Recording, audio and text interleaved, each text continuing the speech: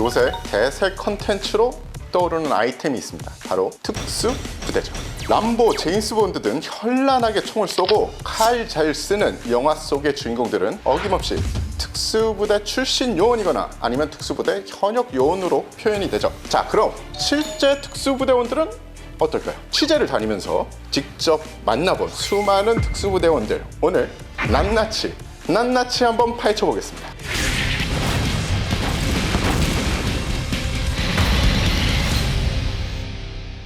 안녕하세요, 태성호입니다.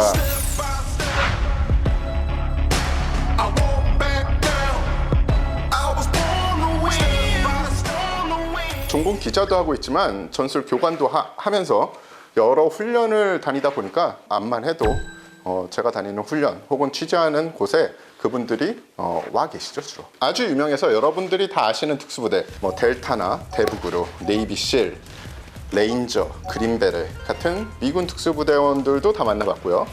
SAS, SBS 같은 영국군 특수부대도 만나봤고, KSK 그리고 독일 공군의 특수부대 PJ, 항공구조사 임무를 하는 분들도 만나봤고, 미국 공군의 PJ 그리고 CCT 분들도 만나봤고, 북한군 특수부대도 만나봤습니다. 심지어 한국군 특수부대는 말할 것도 없죠. 일단 특수부대를 소개해드리기 전에 특수부대의 탄생에 대해서 한번 말씀을 드리겠습니다. 현대적인 특수부대의 시초로 알려진 것은 영국의 코만도죠. 모던 특수부대의 아버지처럼 존재를 합니다. 특수부대의 사전적인 정의는 특수작전을 수행하기 위해 고도로 훈련된 부대를 말합니다. 영국의 총리 윈스턴 처칠이 2차 세계대전 당시 나치 독일의 이 공격, 폭격 등에 대응하기 위해서 만든 비대칭 부대로 유명한데요. 코만도는 효과적인 공격과 기습으로 이 독일군을 전선에서 괴롭혔죠. 코만도의 공격에 흥분한 히틀러는 코만도 부대원들은 잡으면 이 포로로 잡지 말고, 그러니까 살아있는 채로 잡지 말고 그냥 현장에서 사살해버려라 지시할 정도로 이 코만도에 대한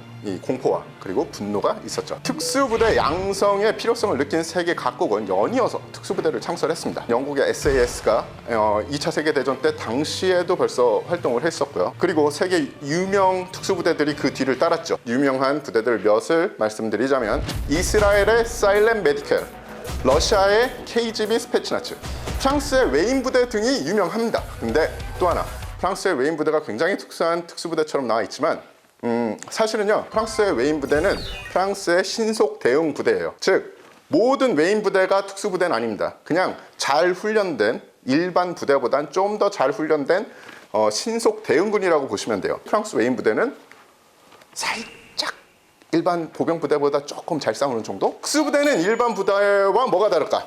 이 전쟁터에서 장병들을 가장 괴롭히는 것은 적의 공격과 함께 이 외상후 스트레스 장애, PTSD라고 하죠.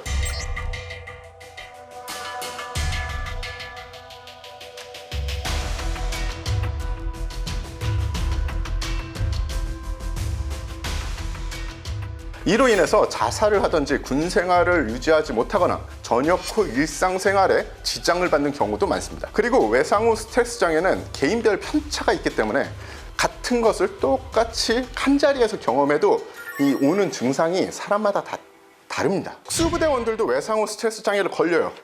그리고 심지어 걸린 사람을 제가 만나보기도 했습니다. 하지만 제가 본 특징으로 보면 특수부대원들은 일반 부대원들에 비해서 PTSD가 현저히 적게 걸립니다. 이게 의학적으로 입증된 연구는 아직 없어요. 근데 대부분 전문가들은 이 현상을 이들의 마음가짐 차이라고 합니다. 즉, 임무의 차이라고 할 수도 있죠. 특수부대원들은 사냥꾼의 마음가짐을 가지고 있어요. 그러니까 사냥꾼처럼 먹잇감을 찾아다니는 겁니다. 공격자적인 역할을 하는 거죠. 당연히 그렇기 때문에 적의 저항이나 공격은 이들에게는 그냥 일상적인 거예요. 당연히 나한테 일어날 일이야 라고 생각을 하는 겁니다. 반면 일반 부대원들의 경우는 특히 기지 외부의 작전을 잘 수행하지 않는 병과의 일반 장병들은 적에게 공격을 받으면 사냥꾼의 마음가짐이 없기 때문에 내가 사냥감이 됐구나 하는 공포를 느끼게 돼요. 그래서 같은 공포를 느껴도 그 무게감이 틀린 거죠. 왜냐? 마인셋이 틀리기 때문입니다. 그렇기 때문에 특수부대원과 일반 부대의 가장 큰 차이는 무장과 능력을 떠나서 이 마음가짐이 아닌가 싶습니다.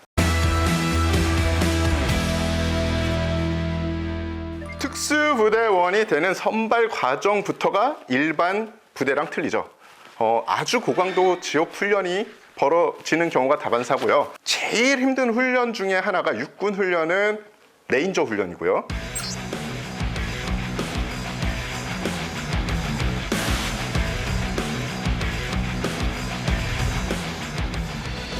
레인저는 레인저 부대라는 것이 있습니다. 과정이라고 할 수 있어요. 이게 정확히 한국어로 통역을 하면 맞진 않아요. 레인저는 보통 우리 한국군에서는 고등 산악 극복 훈련이라고 하는데, 사실 미군에서 하는 레인저 훈련은 아주 엘리트 경보병이 되기 위한 훈련이라고 보시면 되고요. 그리고 해군에서 진행하는 훈련 중에 제일 힘든 훈련은 버즈라고 했습니다.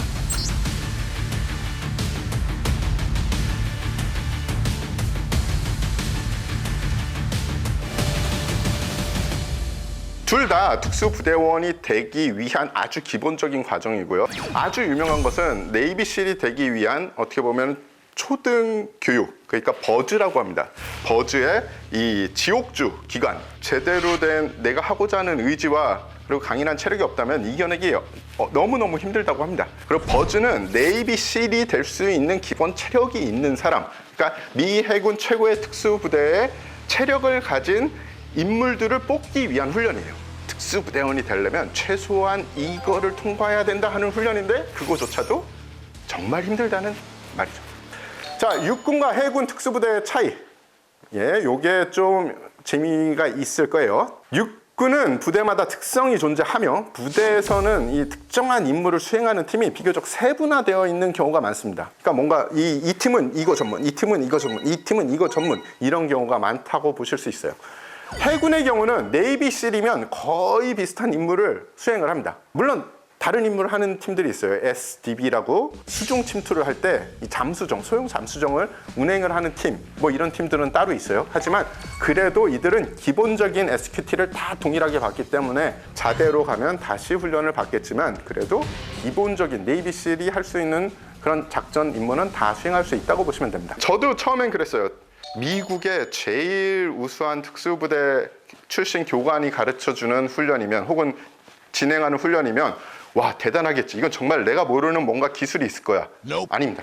제일 뛰어난 특수부대는 기본을 잘 하는 특수부대입니다. 그러니까 언제나 그 기본을 동일하게 어떤 스트레스 상황 하에서도 기본을 확실히 하는 게 최고의 특수부대입니다. 심각할 정도로 기본에 입각해서 정해진 대로 수행을 해야 돼요. 그리고 내가 맡은 책임 지역은 확실히 내가 맡은 대로 임무를 완수를 해야 됩니다. 요새 그 모 콘텐츠에서 뭐 팀워크가 중요해 뭐 이러는데, 진짜 특수부대는 한 임무를 수행하기 위해서는 서로 간의 팀워크가 중요하죠. 그래서 그런 요소들이 훈련에 아주 잘 버무려져 있습니다. 미군 특수부대 외에도 종군지에 가면 많은 특수부대원들을 볼 수 있습니다. 특수부대원들을 봐야지 하고 가셔도 되는데, 안 그래도 만나게 돼요. 일단 큰 기지에는 특수부대원들이 모여있는 그들만의 컴파운드가 있어요. 그들만의 부대 내에 작은 부대가 있다고 보시면 됩니다. 그들이 있는 곳은 기지 내부에서도 보안 지역으로 다시 또 검문소를 통과해야 됩니다. 그러니까 큰 부대가 있으면 메인 검문소를 통과해서 다시 그 특수부대들이 모여있는 그 울타리 안을 들어가려면 검문을 또 통과해야 되는 거예요. 그래서 부대별로 있는 기지도 있겠지만 아닌 것도 있어요. 뭐 아웃포스트나 아니면은 규모가 작은 그런 기지에는 일반 부대원들하고 특수부대원들이 섞여서 뭐 밥 먹을 때 같이 먹든지 이러는 곳도 있긴 있습니다. 우리랑 좀 틀려. 짜세도 나고 멋있거든. 델타 대국으로 쟤네들 우리 없으면 작전을 못해. 근데 뭐 델타는 생각이 틀릴 거예요. 저기구나 내가 갈 곳은.